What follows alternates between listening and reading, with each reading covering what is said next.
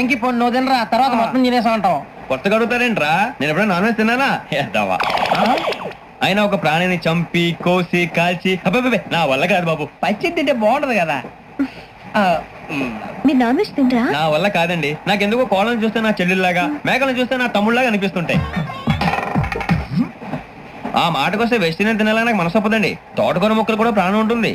అవి కూడా తినకపోతే మన ప్రాణాలు పోతాయని తింటాం తప్ప లేకపోతే వద్దని చెప్పాను కదా.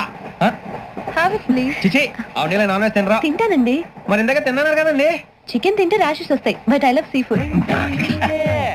ఇప్పుడేం తింటావా? నో అలా ఫోర్స్ చేయొద్దు. Strict vegetarian. ఓహో, వెరీ టేస్టీ. అంత బాగుంది ఏంటండి?